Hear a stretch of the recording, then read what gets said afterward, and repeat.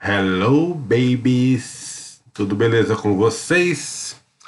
Vamos para mais uma aula de Geografia Básica, aula 31, Capitalismo. Beleza? Vamos entender então como funciona, né, de onde surgiu o sistema capitalista, quais as características dele e o que aconteceu durante toda essa bagaça, certo?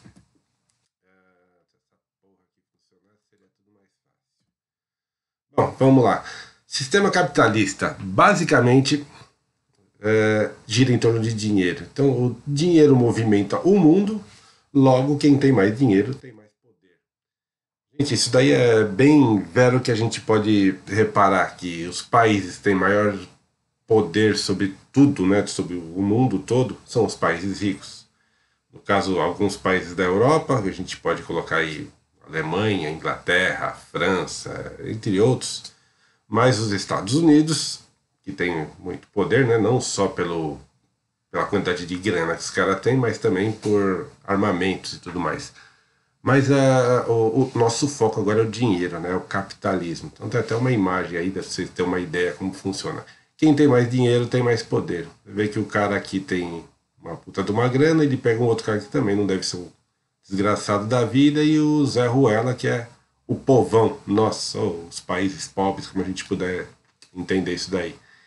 Gente, essa parte aí do dinheiro movimenta o mundo, né? Logo que tem mais dinheiro tem mais poder. Esse poder, a gente vai falar agora sobre os países, né? Que países têm mais poder. Mas para você ter uma ideia sobre isso daí, a gente pode colocar essa parte de quem tem mais poder, inclusive na vivência da gente, né? A gente vê que normalmente o pessoal que tem mais grana tem mais poder acima de tudo. É só reparar os políticos que nós temos aí.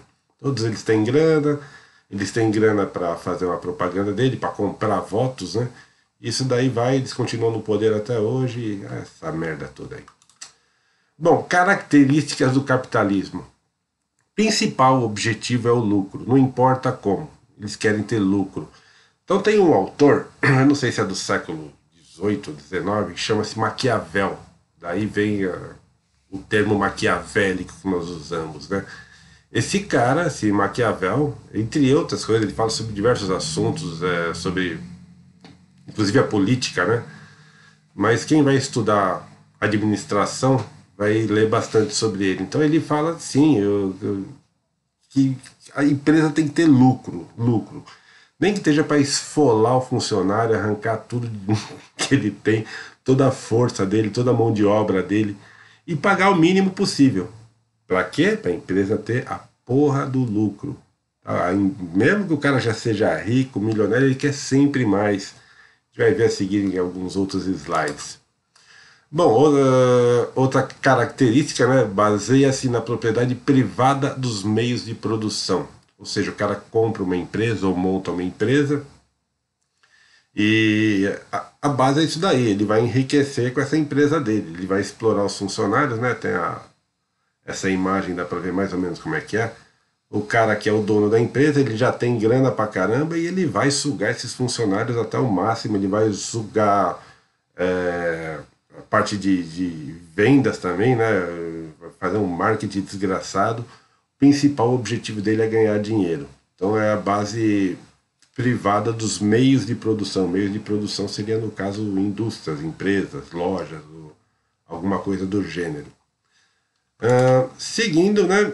Outra característica do capitalismo é que o principal meio de troca é o dinheiro e seus similares. É sempre a porra do dinheiro, sempre, sempre dinheiro. Então, tem os exemplos de cheque, cartão de crédito, tem cartão de débito. Cheque nem se usa mais hoje em dia, né? Mas a visão do cara é ganhar dinheiro. Em alguns casos entraria até o escambo, né? Mas é bem pouco isso. O principal objetivo dos caras é ganhar dinheiro, não importa como. Ganhando dinheiro para os caras tá bom. Outra característica muito importante é que funciona sobre lei de oferta e demanda. Ai, professor, que porra de oferta e demanda é essa? Então eu cheguei a falar sobre indústria na outra aula, né? Que as empresas têm que ter um certo controle da quantidade que eles têm em produção. Não adianta ele fazer uma produção gigante, senão ele vai fazer aquela pilha de mercadoria, não tem para quem vender, ele vai ser obrigado a baixar o preço. E não é a intenção dele. A intenção dele é ganhar o máximo possível. Então tem uma tabelinha aqui, esse gráfico que mostra a oferta. A oferta ela vai aumentando até um certo ponto e o preço vai caindo até que chega-se a um ponto de equilíbrio. Olhando esse gráfico é meio complicado, mas vou colocar alguns slides aqui que dá para entender melhor a bagaça. Então vamos supor, nessa imagem de cima aqui, o cidadão vai lá comprar uma porra do extintor de incêndio, né? Que ele é obrigado, porque senão toma multa e tal. Aí ele entra na loja, fala lá com o tiozinho, seu Toba. Ô, seu Toba, tem o extintor ABC? Aí o tiozinho olha e fala, pô, só tem esse daqui. Vamos supor que ele custe aí 20 reais, né? Não faço a menor ideia quanto custa um extintor de incêndio, mas vamos pôr uma ideia de 20 reais. Quando ele fala que só tem um, tem gente que nem precisa. Vai, opa, eu quero um também, eu quero um também. Então, assim, é pouca oferta. Ele só tem um produto para ofertar e aparece um monte de gente realmente interessada, justamente porque ele só tem um. Então entra um pouco daquele feitiço, subjetivismo, um monte de coisa em torno disso daí. Então o preço que era 20 reais, agora ele pode subir o preço. Como ele só tem um, ele faz um tipo de um leilão, vamos supor, vai. Então é 20 reais, o cara tá pagando 22, 25, ele pode subir o preço quando ele só tem um, gente. Ele pode pôr esse preço aí a 50 reais, se o cara estiver precisando, ele vai ser obrigado a comprar, entendeu? Então funciona mais ou menos assim a lei da oferta e demanda. Quando você tem pouca oferta, poucos produtos para você vender, você pode aumentar o preço dele. Em compensação, aqui embaixo, vamos supor no caso, né, tiazinha vai numa feira, aí vai ter muita oferta e o preço acaba caindo. Então vamos supor que ela está lá na feira, quer comprar a porra de uma melancia. Aí de um lado tem o cara lá vendendo, tem uma porrada de melancia, do outro lado a barraquinha do outro cara também com uma porrada de melancia. A melancia tá, vamos supor, a 10 reais. Aí o cara lá, pô, tem muita oferta, eu tô com muita melancia aqui, preciso me livrar dela. Ele baixa para 9, vamos vender para tia. Aí o cara que tá lá 10 vai para 9, peraí, eu tô fazendo 8,50. E assim vai baixando o preço. Entendeu? Então a ideia do sistema capitalista é ter um ponto de equilíbrio. Nem pode ter pouca oferta, né? Que aí aumenta muito o produto, porém você não vende, você tem que aumentar também a produção. E também não pode ter muita oferta, que não acontece isso daí, o preço acaba caindo. Tá bom? Lei de oferta e demanda, basicamente é isso daí. Então eu queria aquele gráfico que eu passei no slide anterior até achar o ponto de equilíbrio, que é o ponto que o cara vai fazer a produção dele vendendo no valor que cabe a ele vender. Tá? Outra característica fundamental também é que predomina o salário assalariado, ou seja, o cara que é o funcionário da empresa, o trabalhador, ele vai vender o seu trabalho. A gente falou isso, né, na aula sobre indústria. Então ele vende esse trabalho, normalmente é por hora. Pode ser por dia, pode ser por mês, pode ser por vários fatores, mas o normal é a hora. E nesse meio tempo, nesse horário, o funcionário vai querer explorar o cara. Lembra que a gente falou na última aula? Taylorismo e Fordismo. Taylorismo e Fordismo. As duas coisas andam juntos. O cara tem que explorar a porra do funcionário. O funcionário tem mais é que se lascar. Tá certo? Então, eu tinha falado do filme do Chaplin, né? Tempos Modernos. Funciona mais ou menos dessa forma aí. Então o trabalhador vende seu salário, é outra parte disso daí. Outra característica também importante é que a sociedade é baseada nas divisões de classes sociais. Então normalmente num país desenvolvido sério, tipo uma Suécia, Noruega, Dinamarca, as classes sociais são A, B e C. Ou seja, classe alta, classe média e classe baixa. Normalmente é A, B, C, em países ricos. Em países pobres como o Brasil, é A, B, C, D, E, F, em alguns casos até G. Então tem essa divisão de classes sociais do Brasil, é meio antigo esses dados, mas não é muito diferente do que é hoje. Então diz que 1% da população seria a classe A do Brasil. No mundo é mais ou menos isso também. 1% dessa população tem uma renda absurda. Classe A. Depois vem a classe B, com uma renda pouco melhor, depois a classe C, depois a classe D. Classe E. Tem a classe que não consta aqui, que seria a classe dos miseráveis, né? Seriam, pela tendência, pessoas que vivem com menos de $1 por dia. Eu não sei se isso aí se enquadraria aqui no Brasil, mas é mais ou menos assim. Então tem várias classes sociais. A pirâmide é gigante, a divisão de renda é muito injusta aqui no Brasil. Enquanto tem gente aí milionário, tem gente passando fome. Divisão de renda, basicamente isso daí. Então esse pessoal de cima, né, das classes mais altas, eles vão explorando as classes mais baixas. Normalmente esse 1% aqui é o dono de uma empresa, né, do dono dos meios de produção, e as classes abaixo dele são funcionários dele. Mais ou menos isso, certo? Ainda falando sobre esse mesmo assunto, mundialmente, aquilo lá era só do Brasil, mundialmente 1% da população retém 50% do dinheiro. E ainda assim eles querem mais, né? Não é o suficiente, ele quer sempre mais, quero ganhar dinheiro, quero ganhar dinheiro. É uma coisa de, sabe, ele não sei enfiar no cu o dinheiro dele. Ele não tem mais onde ele enfiar a grana. Mas essa 1% da população mundial está sempre querendo ganhar mais. E os outros 50%, essa parte de baixo aqui, estão entre eles nós, o povo que só se fode para conseguir sobreviver. Tá bom, gente? Guarda bem isso daí. 1% da população retém 50% do patrimônio mundial. É um absurdo. Bom, falando agora sobre a divisão internacional de trabalho, a famosa DIT. Então, o capitalismo teve origem na Europa, né? A gente falou um tempo atrás, mais ou menos no século XV. Na verdade, começou antes, né? Começou antes. Mas no século XV o negócio começou a ficar mais acentuado. Então, caracterizados pelas relações entre colônia e metrópole. Isso a gente falando de uma forma mundial, tá? Eu falo que começou o acúmulo de capital lá na época das moedas, o cara começou a juntar dinheiro, seria mais ou menos um início. Mas ele começou a ficar acentuado a partir daqui. Então vamos lá. Capitalismo comercial é o período das grandes navegações, ou seja, os países estavam em busca de terras, né? Buscando novos ares, tentando ampliar seus horizontes. Então, a partir daí, nós temos a primeira DIT. Então, nós temos, de um lado, as colônias, né? E do outro lado, os países ricos. Então, as colônias enviavam para esses países ricos metais preciosos, especiarias, escravos, matéria-prima em geral. Matéria-prima a um preço bem baixo. E esses países mais ricos, né, mandavam para os países pobres manufaturas. Lembra que nessa época não tinha ainda o processo de industrialização. Então eram manufaturas. Tá? Manufaturas, a gente falou na outra aula, é bem diferente.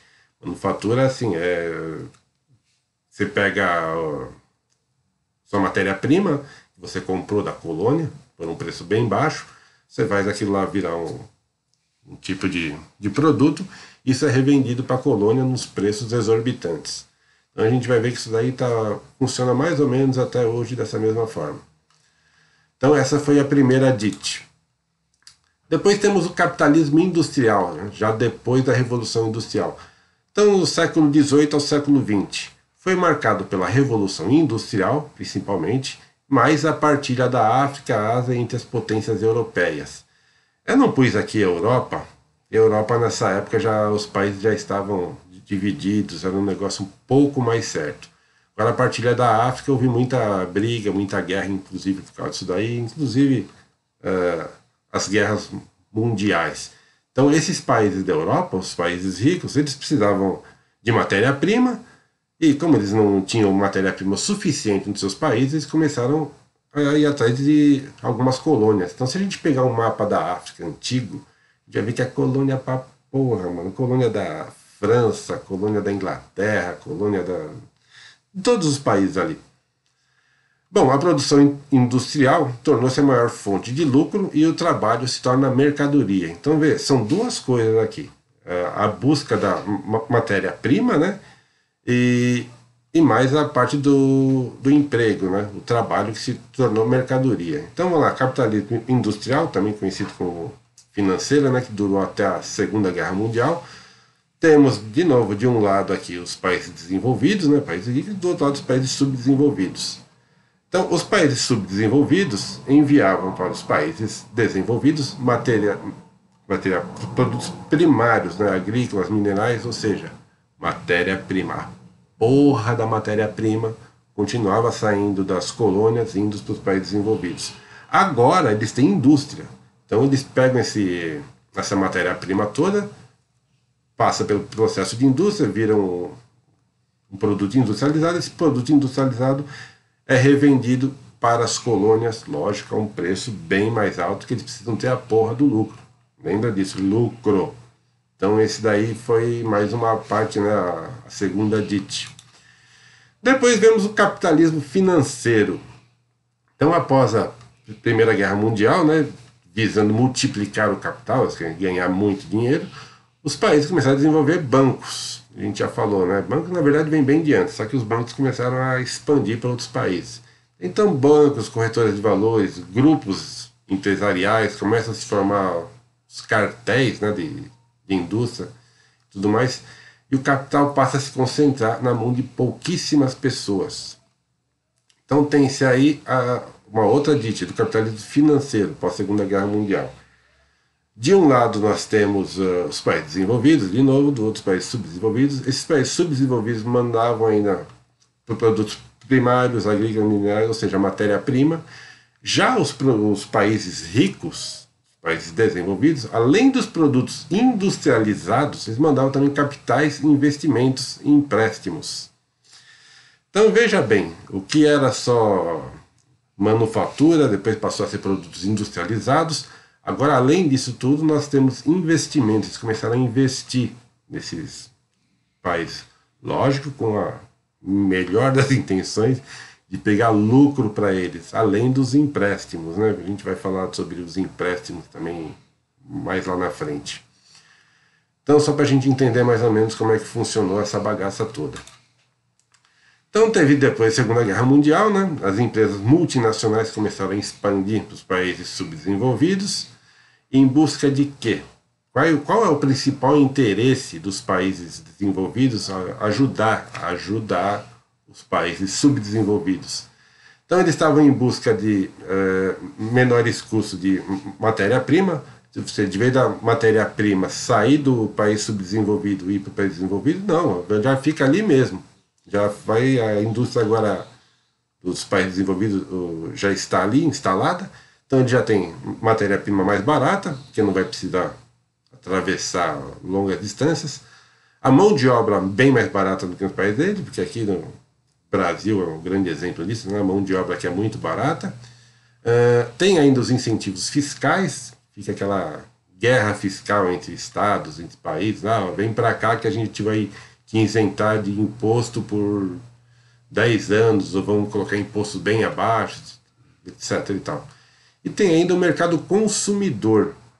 Então, além disso tudo, eles têm o consumo, ou seja, eles pegam a indústria americana, chega aqui no Brasil, vamos supor aí a Ford, eles têm matéria-prima daqui, todos os metais que eles vão usar no carro, tá tudo aqui já, a mão de obra aqui é barata, tem incentivos fiscais, não vai pagar tanto imposto como paga a indústria brasileira, e ainda vende a porra do produto aqui mesmo. Cara, e pra fuder mais ainda, deixa a porra dos impactos ambientais para nós. Então, gente, olha só que bosta que é isso daí.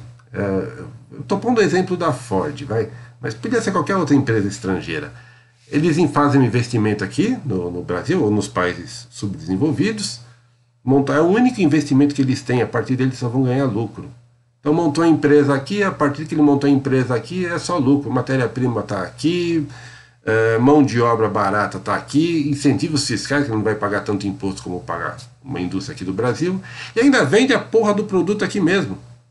E todo o dinheiro, o lucro, vai lá para o país desenvolvido, no caso da Ford, Estados Unidos, né? Mas estou falando da Ford, mas várias outras empresas, tem Renault, Chevrolet, Volkswagen, fora indústrias eletrônicos, essa putaria toda. Bom, quando os países subdesenvolvidos se industrializaram, né, isso daí tudo. Então, olha como é que ficou agora a DIT, a Divisão Internacional de Trabalho. De um lado, né, continuamos os países subdesenvolvidos, já industrializados.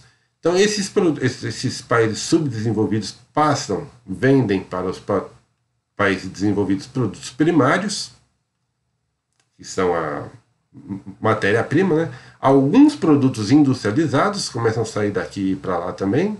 Lógico que a mão de obra daqui é mais barata, por isso que para eles compensam. Fora os capitais, né? Que estão juros, royalties, lucros, ou seja, tudo que ele adquiriu, né, nessa empresa passa aí para lá. Todo o dinheiro, todo esse capital vai para os países ricos. E os países ricos, né, os países desenvolvidos, mandam para os países subdesenvolvidos, vão para os preços absurdos, produtos industrializados. Em geral, a tecnologia deles é bem superior à nossa. Fora a parte de dinheiro, né, capital, eles fazem empréstimos a juros altos, fazem investimentos aqui, desde que tenham lucro para eles, mandam ainda produtos, né, alguns produtos, mais a tecnologia. Então, um exemplo disso, um computador, que a gente compra aqui, um notebook.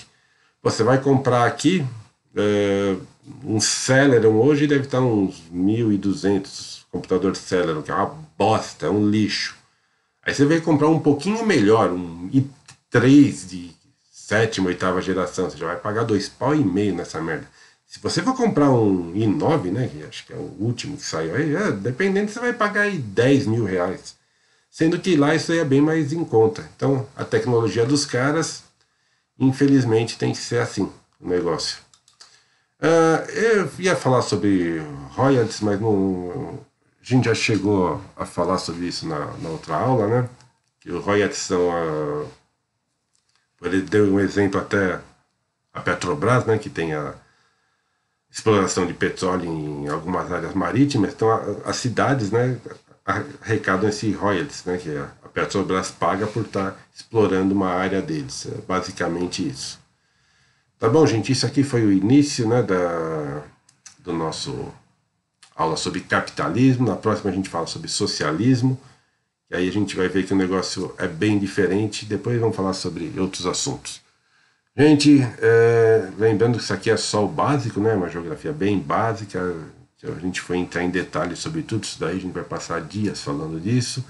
Maiores informações, consulte seu livro de geografia, que lá tem coisa pra cacete, bem mais detalhes sobre isso. Espero ter ajudado. Até a próxima aula, gente. Beijos. Esse mouse aqui é uma bosta. Adiós, muchachos.